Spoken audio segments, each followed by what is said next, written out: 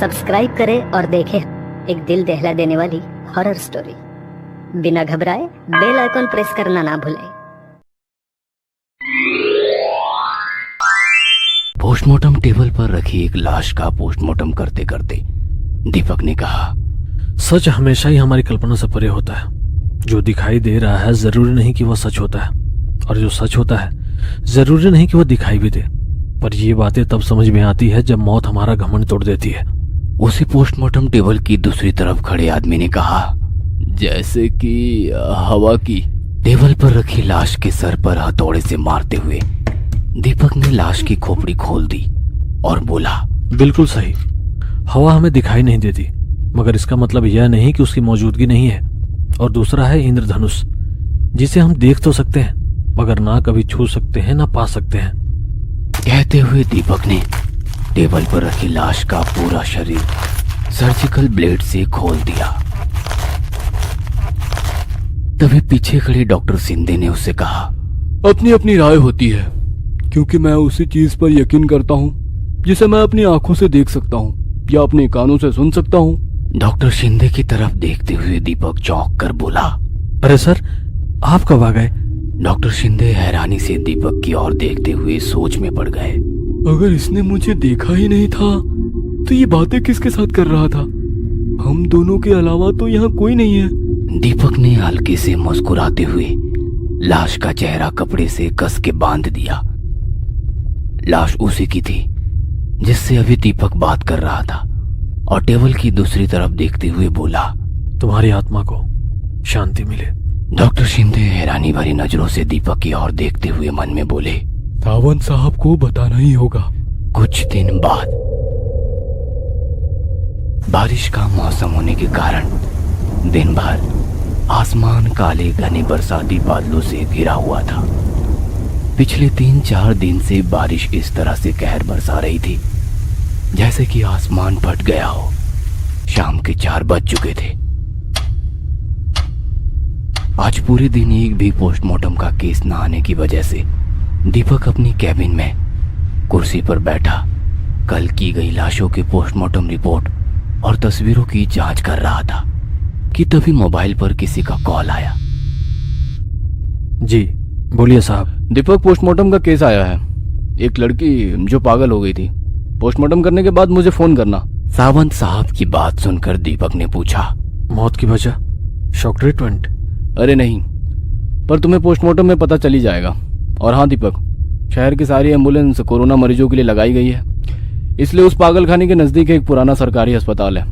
कुछ देर में mental hospital के लोग लाश को अस्पताल में पोस्टमार्टम के लिए पहुंचा देंगे। ठीक है? ठीक है सर, पर उस अस्पताल में पोस्टमार्टम की सुविधा है ना? अरे दीपक, इस शहर का सबसे पुराना पोस्टमार्टम डिपार्टमेंट वही है, इसलिए फिक्र मत करो। काम खत्म होते ही मुझे फोन करना। रेनकोट पहनकर दीपक अपनी बाइक से पोस्टमार्टम करने के लिए निकल पड़ा।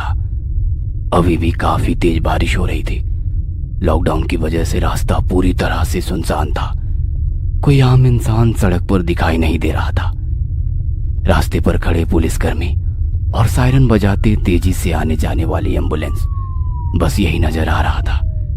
कुछ ही देर में सावंत साहब के बताए पते पर दीपक पहुंचा। अस्पताल की इमारत काफी पुरानी थी, पर कुछ मरीजों का अब भी इलाज किया जा रहा था। ऑफिशियल काम खत्म कर अपनी फाइल को रेनकोट में छिपाकर बारिश के पानी से बचाता हुआ वो अस्पताल के पीछे स्थित पोस्टमार्टम कमरे की तरफ अकेले ही चलने लगा।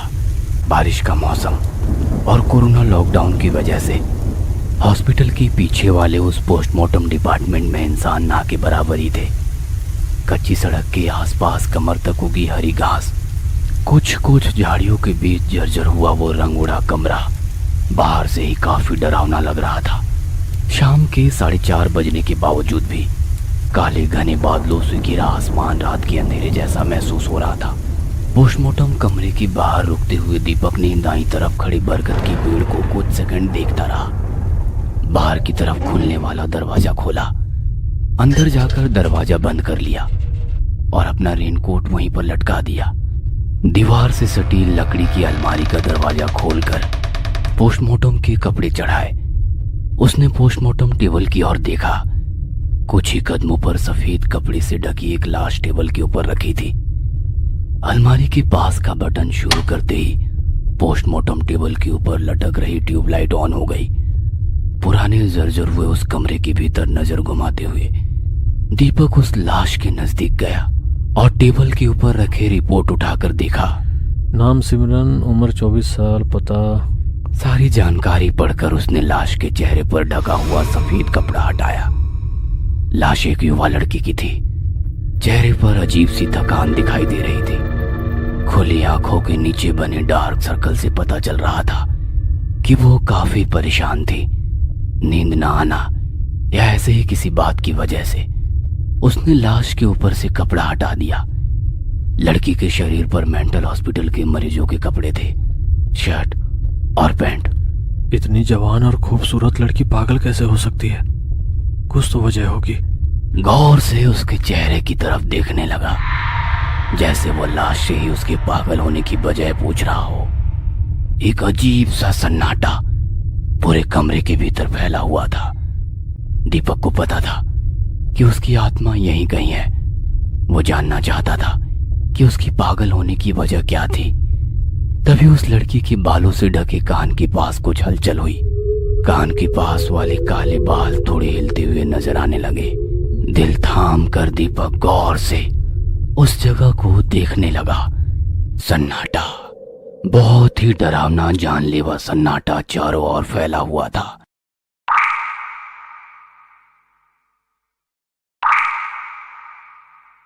इतना सन्नाटा था कि दीपक को अपने दिल की धड़कन भी साफ साफ सुनाई दे रही थी। दीपक को थोड़ा अजीब लग रहा था। धीरे से अपना हाथ उस लड़की के कान के पास ले जाते हुए बालों को छुआ ही था कि तभी एक मधुमक्खी जैसा कीड़ा उस लड़की के बालों से निकलकर एकदम से दीपक के चेहरे पर झपटा। मधुमक्खी की गुनगुनाती तेज आवाज के साथ काफी देर से फैला हुआ अजीब सा सन्नाटा एक झटके में खत्म हो गया। उस कीड़े को हटाने के लिए दीपक जद्दोजहद करने लगा, पर वो कुछ देर तक धूं धूं आवाज करते हुए दीपक को परेशान करता है और कुछ ही सेकंड में वो कीड़ा उसकी आंखों से ओझल हो गया। दोबारा एक गहरा सन्नाटा उस कमरे के भीतर कायम हो गया। दीपक हैरानी भरी नजरों से दोबारा पोस्टमार्टम टेबल पर रखी लाश की ओर देखा। कुछ तो अजीब है, कहते हुए उस लाश के बाल धीरे से कान के ऊपर से हटाए कि उसे कहीं से वहीं धो धो इस तरह की हल्की सी आवाज आने लगी। उसने पीछे मुड़कर देखा। नजर तो कुछ नहीं आ रहा था, पर धीरे धीरे तेज होती वो आवाज कानों में गूंजने लगी। इतनी तेज आवाज कि दोनों हाथों से अपने कान बंद करते हुए चारों ओर देखा, पर कुछ भी नहीं था और एकदम से आवाज आनी बंद हो गई। नजरें घुमाते हुए धीरे से उसने अपने कानों पर से हाथ हटाए। सन्नाटा, एक जानलेवा सन्नाटा पूरे कमरे के भीतर फैला हुआ था। दीपक अपने डर पर काबू रखते हुए दोबारा टेबल पर रखी लाश के नजदीक गया। लग रहा था वो लड़की अभी भी जीवित है और अभी उठकर बात करने लगेगी। तभी उसकी नजर शव के नाक पर गई। उसके नाक से वही कीड़ा रेंगते हुए बाहर निकलने की कोशिश कर रहा। दीपक ने पोस्टमार्टम के लिए रखा चिमटा उठाया। धीरे से कीड़े को पकड़ते बाहर निकाल कर देखा, जैसे मधुमक्खी की तरह कोई जीव लग रहा था। और तभी एक और कीड़ा उसके नाक से बाहर रेंगता हुआ निकलने की कोशिश करने लगा। गहरे सन्नाटे में उस कीड़े की धूं धूं ऐसी हल्की आवाज उसकी कानों में लगातार गूंजने लगी। हैरान होकर दीपक ने अपने एक हाथ से उस लड़की का मुंह खोला और बड़ी तेजी से उसके मुंह से मधुमक्खी की तरह दिखने वाले हजारों कीड़ों का एक बड़ा सा जत्था बाहर निकलकर कमरे में फैलने लगा। धूं धूं धूं इस तरह की आवाज करते हुए वे कीड़े दीपक के इर्द गिर्द मंडराने लगे। उस घिनौनी डरावनी आवाज से दीपक का सिर मानो फट रहा था।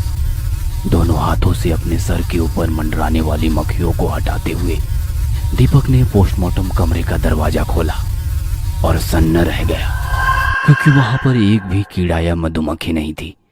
सब कुछ बिल्कुल शांत था। अब वो शव के पास जाने में भी उसे डर लग रहा था। पोस्टमार्टम टेबल पर रखी उस लाश की तरफ चलते हुए दीपक धीमी आवाज में बोला, कौन हो तुम और चाहती क्या हो? दीपक अब समझ चुका था कि यह किसी शैतानी आत्मा का काम है और वो इसी कमरे में कहीं पर मौजूद है। अपनी आंख बंद करके वह थोड़ी देर शांत खड़ा रहा और मन ही मन बोलने लगा। मैं जानता हूं तुम यहीं कहीं पर हो, पर ये नहीं जानता कि तुम चाहती क्या हो, और मैं ये जान कर ही रहूंगा। दीपक दिल थाम कर हर बारीक से बारीक आवाज को सुनने की कोशिश करने लगा। उसके बदन को छूकर जाने वाली हवा की झोंके को महसूस करने की कोशिश करने लगा। आवाज आ रही थी, मगर हल्की सी बारिश की आवाज, पेड़ों से पत्तों के ऊपर से टपकती बूंदों की आवाज। बाकी बिल्कुल सन्नाटा पसरा था। तभी दीपक के कानों पर एक अजीब सी आवाज पड़ी। वो आवाज कमरे के भीतर फैले उस खौफनाक सन्नाटे में बहुत ही डरावनी लग रही थी। जिस तरह से कोई पेड़ की सूखी लकड़ियां अपने हाथ से तोड़ रहा हो, वैसी आवाज, साथ ही दर्द से कराने वाली लड़की की आवाज। दीपक ने झट से अपनी आंखें खोली। उसने नीचे पोस्टमार्टम टेबल पर देखा। वो सन्न रह गया, क्योंकि अब लड़की की लाश पोस्टमार्टम टेबल पर नहीं थी। ये क्या हो रहा है? गहरे सन्नाटे में डरा सहमा दीपक एक एक कदम आगे बढ़ने लगा। उसकी नजरें कमरे में चारों ओर उस लाश को ढूंढ रही थी। लाइट बंद चालू होने के कारण कभी उजाला तो कभी 2 सेकंड अंधेरा उस कमरे में फैल रहा था। वह धीरे धीरे आगे बढ़ने लगा। तभी पोस्टमार्टम टेबल की दूसरी तरफ जमीन पर उस लड़की का सिर का हिस्सा दिखाई दिया। हिम्मत जुटाकर धीरे धीरे दीपक आगे कदम बढ़ाने लगा, पर उसके चेहरे पर डर साफ झलक रहा था और जमीन पर पड़े उस लड़की का पूरा शरीर दिखाई दिया। उसके हाथ पैर किसी ने पूरी तरह से मरोड़ दिए थे। शरीर का हिस्सा बाईं तरफ और गर्दन दाईं तरफ पूरी तरीके से घूमी हुई थी। वो डरावना दृश्य देखकर दीपक सिर से पांव तक सिहर गया। ये कोई साधारण आत्मा नहीं है। शायद ये लड़की पागल नहीं, बल्कि किसी शैतान के कब्जे में थी। मरने के बाद लड़की की आत्मा शरीर से मुक्त हो गई, पर उस शैतान ने अभी भी इसके शरीर को जकड़ रखा है। दीपक ने हिम्मत करके उस लड़की के शरीर को अपने दोनों हाथों से उठाया और दोबारा से उस टेबल पर रख दिया। पोस्टमार्टम टेबल के ऊपर लगातार बंद शुरू होने वाली ट्यूब पर जोर से दे हाथ मारा और ट्यूब चालू हो गई। सर्जिकल ब्लेड उठाते हुए दीपक ने उस लड़की के चेहरे की तरफ देखते हुए कहा, मुझे पता है तुमने इस लड़की के शरीर पर अपना कब्जा कर रखा है, पर तुम्हारा पोस्टमार्टम हो जाए ये तुम बिल्कुल नहीं चाहते, क्योंकि तुम्हें फिर एक नई लड़की का शरीर ढूंढना होगा। पर मैं इस शरीर के साथ तुम्हारी आत्मा को भी मुक्त कर दूंगा। उसके चेहरे की तरफ देखते हुए सर्जिकल ब्लेड को 2-3 बार गोल घुमाया।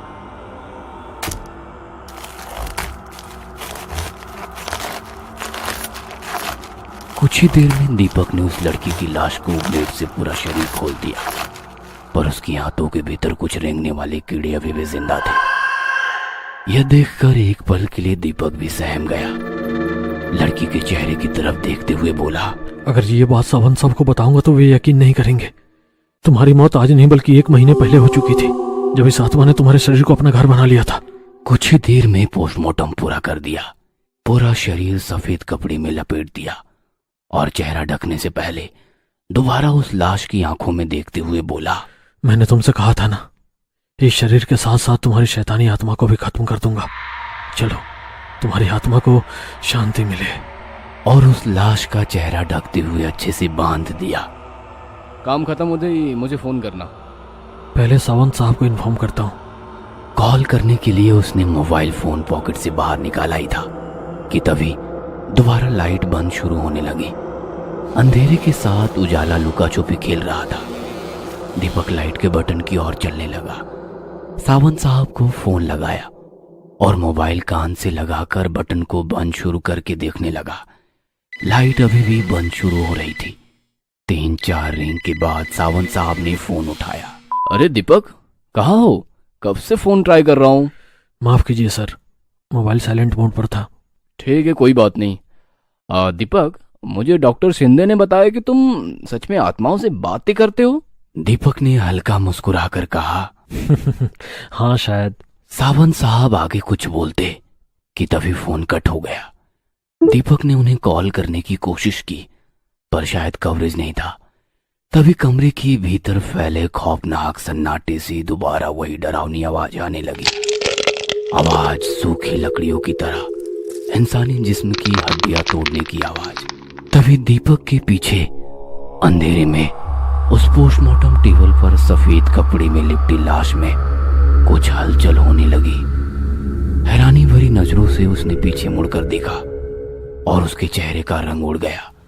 पोस्टमार्टम टेबल पर रखी उस लाश के भीतर कुछ हलचल हो रही थी। उस लाश के ऊपर लपेटे सफेद कपड़े को चीरते हुए दोनों हाथ बाहर निकल रहे थे और उस सन्नाटे में किसी जानवर के गुर्राने की आवाज गूंजने लगी। दीपक अपने डर पर काबू रखते हुए सामने हो रही वो हलचल को गौर से देखने लगा। तभी लाइट शुरू हो गई और दीपक ने देखा कि सफेद कपड़े से बाहर निकले सड़े हाथों के ऊपर का मांस हड्डियों के सहारे लटक रहा था। मरोड़ते हुए वे दोनों हाथ अब लाश के चेहरे पर बंधे कपड़े पर घूमने लगे।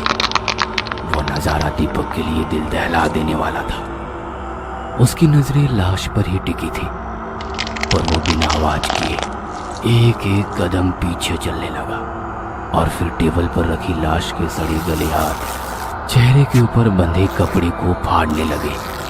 तभी टेबल के ऊपर की ट्यूब फट गई और पूरे कमरे में धुंधला सा अंधेरा छा गया। उस कमरे में फैले गहरे सन्नाटे में कपड़े को फाड़ने की आवाज गूंज उठी और फिर सब कुछ जैसे शांत हो गया। अपने कांपते हाथों से उसने मोबाइल का टॉर्च शुरू करते हुए रोशनी पोस्टमार्टम टेबल की तरफ डाली और डर के मारे उसकी धड़कन ही रुक गई। पोस्टमार्टम टेबल पर वो लाश नहीं थी, टेबल खाली था। आवाज आ रही थी तो किसी की घर घर करती सांसों की। अब वहां रुकना मतलब अपनी मौत को दावत देने के बराबर था, क्योंकि वो शैतानी आत्मा थी, मासूम लोगों को मारकर उनके शरीर पर कब्जा करने वाली शैतानी आत्मा। बाहर निकलने के लिए दीपक झट से दरवाजे की तरफ मुड़ा। वो दरवाजा खोलने ही वाला था कि पोस्टमार्टम कमरे के बाहर खड़े बरगद की पेड़ की बड़ी सी टहनी टूटकर दरवाजे के सामने ही गिर गई। उसका बाहर जाने का रास्ता ही बंद हो गया। अब वो चाहकर भी दरवाजा नहीं खोल सकता था। उसने मोबाइल से सावंत साहब को फोन किया, पर अंधेरे में किसी ने उसका फोन झट से खींचते हुए दीवार पर दे मारा। दीपक अब पूरी तरह से बेबस था। रात होने लगी। दीपक जोर जोर से दरवाजा पीटने लगा, पर अस्पताल के काफी पीछे बने उस पोस्टमार्टम कमरे के आसपास कोई नहीं था। तभी उसे पीछे से एक अजीब सी घसीटने की आवाज आने लगी, पर अंधेरा होने के कारण कुछ साफ नजर नहीं आ रहा था। पर उसे पता था कि वो शैतानी आत्मा यहीं कहीं मौजूद है। डरी सहमी आवाज में उसने कहा, आखिर तुम चाहते क्या हो? दीपक चारों ओर फैले अंधेरे में अपनी डरी सहमी नजरें घुमाते हुए देखने लगा। तभी एक खौफनाक हंसी उसके कानों में गूंजती हुई सुनाई देने लगी और साथ डरावनी आवाज से उसका दिल दहल गया। हजारों मधुमक्खियों का छाता उसके ऊपर झपट पड़ा और उस अंधेरे में धूं धूं इस तरह की आवाज गूंजती रही। अगले दिन आंखें खोली तो वह हॉस्पिटल के बेड पर था। ईसीजी मशीन की बीप सुनाई दे रही थी। बाकी सब कुछ शांत था, ना कोई डरावनी आवाज, ना किसी की आहट। पास ही एक नर्स उसकी ग्लूकोज की बोतल देखकर चली गई। दीपक, अब कैसा लग रहा है? सावंत साहब उसके बेड के पास बैठे थे। दीपक का हाथ पकड़कर वे रोते हुए बोले, दीपक, मुझे डॉक्टर शिंदे ने बताया कि तुम सच में आत्माओं से बातें करते हो। उसे पूरा यकीन था। वैसे मैं भूत प्रेत इन सब पर यकीन नहीं करता, क्योंकि मैं यकीन करना ही नहीं चाहता। कुछ साल पहले मेरी बेटी के शरीर पर एक शैतानी आत्मा ने कब्जा कर लिया। हमने कई साइकिट्रिस्ट को दिखाया, पर कोई फायदा नहीं हुआ। उसका पागलपन हद से ज्यादा बढ़ने लगा। रात भर जागती रही। अगर नींद आती तो जोर जोर से चीखती हुई उठती। घर में रेंगने वाले कॉकरोच, जमीन पर पेड़ों पर रेंगने वाले कीड़े मकोड़े मक्खियों को वो बेझिझक खा जाती। फिर उसे पागल खाने में दाखिल करना पड़ा। वहां एक दूसरी पागल महिला उस पर हमला कर उसके हाथ का मांस नोच लिया था, पर 1 महीने बाद उसकी मौत हो गई। लेकिन जब पोस्टमार्टम रिपोर्ट आई तो पता चला कि उसकी मौत 1 महीने पहले ही हो गई थी। जिस कमरे में तुम थे ना, वहीं उसका पोस्टमार्टम हुआ था। वहां काम करने वाले लोग कहते हैं कि सिमरन के पोस्टमार्टम के बाद उस जगह अजीब सी घटनाएं होने लगी। तब से वो डिपार्टमेंट बंद कर दिया गया। मुझे माफ करना, क्योंकि मैंने तुमसे झूठ बोलकर वहां भेजा था, क्योंकि तुम आत्माओं से बात करते हो। मैं सिर्फ इतना जानना चाहता हूं कि सालों पहले मर चुकी मेरी बेटी की आत्मा क्या मुक्त हो गई है? क्या वो शैतानी आत्मा अब भी वहीं पर है? दीपक ने उनके किसी भी सवाल का जवाब नहीं दिया। शायद वो गुस्से में था। हताश होकर सावंत साहब चले गए और दीपक अकेला कमरे में बेड पर लेटे हुए छत पर घूमने वाले पंखे की तरफ देखने लगा। बिल्कुल शांत शांत लग रहा था। अपनी आंखें बंद करके वो शांत पड़ा रहा, पर तभी दोबारा मधुमक्खी की हल्की आवाज उसके कानों में गूंजने लगी। डर के मारे उसने झट से आंखें खोली। सच में एक मधुमक्खी उसके चेहरे के सामने मंडराते हुए हाथ पर बैठ गई। कुछ सेकंड दीपक की डरी सहमी नजरें उसी पर टिकी हुई थी। अगले ही पल झट से उसे पकड़कर उसे गौर से देखा और धीरे से अपने मुंह में डाल दिया। मुस्कुराने की वजह तुम हो,